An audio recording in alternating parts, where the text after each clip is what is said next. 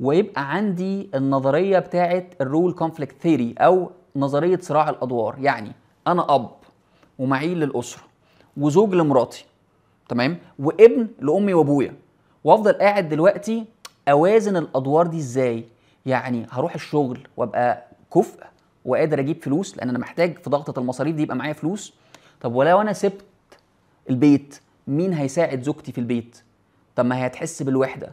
طب انا محتاج كمان اتصل على امي وابويا اطمن عليهم. كل الادوار دي بتكون مربكه.